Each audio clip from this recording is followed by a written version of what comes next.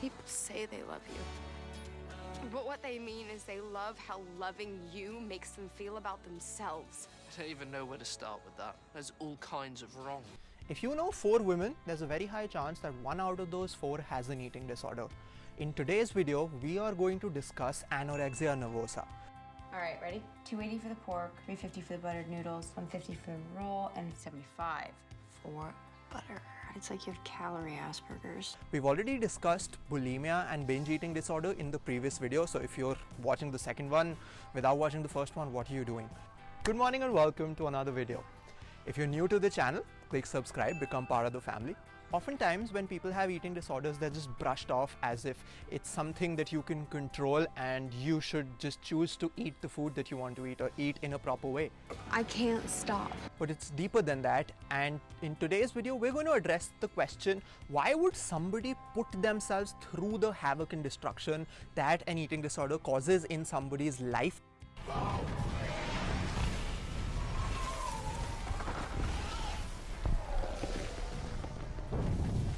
If there's a lot of background noise, you know it's because of those pesky kids. So we can look at this from 2 perspectives. One, if you're already stuck in a binge purge repeat cycle, then this disorder has already become a self-reinforcing pathway. The neural connection between the trigger and the binge is strong, and we need to weaken this. This could take a long time and substantial guidance. But what about those people who are not stuck in this cycle? We understand from this how an eating disorder propagates, but what really causes it in the first place? And for that, we need to understand the subtle difference between an eating disorder and disordered eating. Disordered eating is basically when you don't have a routine around how you eat. You don't eat because you're hungry, but rather you eat because you're bored or because you got a craving in the middle of the night sometime. It's basically not eating intuitively. And I teach people how to eat intuitively, and let me tell you, in our society, eating non-intuitively is significantly more prevalent than you might give it credit for. People think that they're eating home-cooked food and it's ghar ka khana, and they think it's fine. It's not.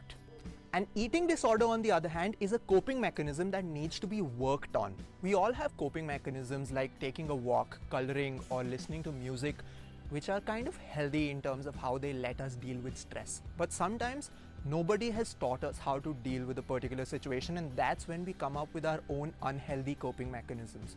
And the way these mechanisms manifest themselves can be very different for different people and can have very deep-rooted psychological reasons. For example, and this is a harsh example, if somebody was sexually abused as a child and their abuser told them they like how plump they are, then they would do everything in their power to be the exact opposite of plump and be skinny as they possibly can.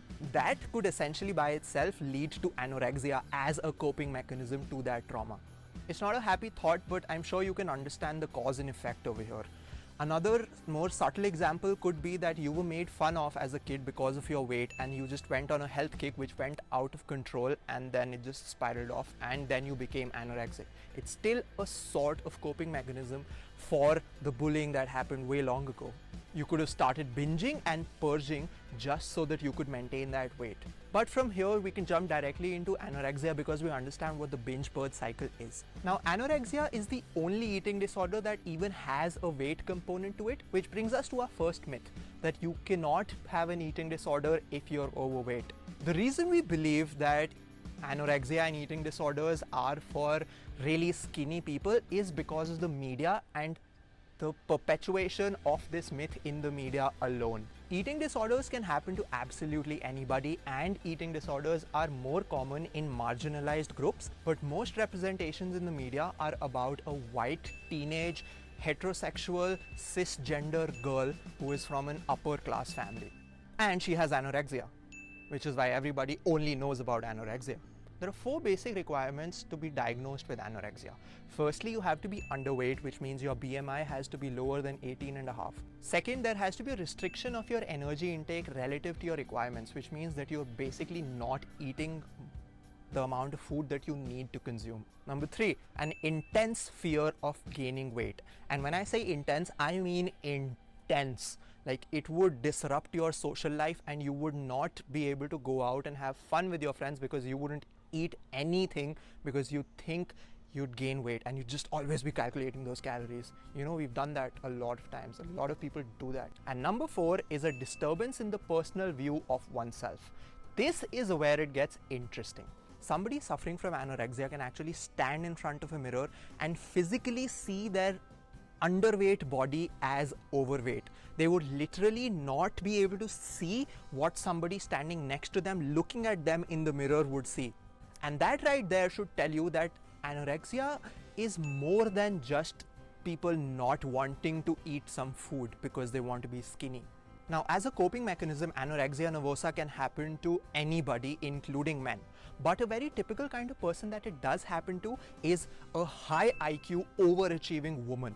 And these women have tendencies that push them towards perfectionism. Someone who must always do everything the right way, otherwise they're a bad person. As Freud would describe it, a super dominant superego which always keeps them in check. It could have also been because of overly strict parents and having been reprimanded a lot as a child. Having a really high IQ is also directly linked with a heightened sense of disgust. And somebody with anorexia likes things to be perfect and pure. And that's really where the perfectionism comes from. It's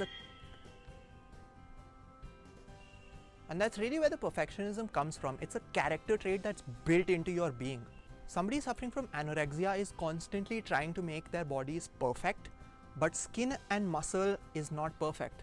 You know what is perfect and pure and symmetrical? Bone. And that is why they're skinny, and that is why the goal becomes to be as skeletal as physically possible. And here is where the overlap between these disorders comes in. There are 2 types of anorexia: restrictive and binge purge type. Restrictive is when over the past 3 months there has been no episode of binge eating and the entire effort has been focused towards restriction of energy. Binge eating and purge type anorexia though is when you've met all of the above criteria that we've just talked about, but you also binge and purge. The essential 2 differences between this type of anorexia and bulimia is that bulimic people are not underweight and they don't have a distorted body image in the mirror. Now, through these 2 videos, I hope you understand that these issues are far more rampant in our country and across the world than we give them credit for. And if you think that they are not around you and you're safe, then boy do I have some news for you. Over on Twitter, Snapchat and TikTok, there are entire communities called pro-ana communities where being anorexic and bulimic is glorified. There are lists of rules that kids can follow to be anorexic, and they even have tutorials for adults. Now, while these platforms try their best to remove these hashtags, my point is that it's really accessible to the younger generation, which is basically the overall demographic on these platforms. And most of the times, we won't be able to tell if a child is following these hashtags or not, no matter how hard we try.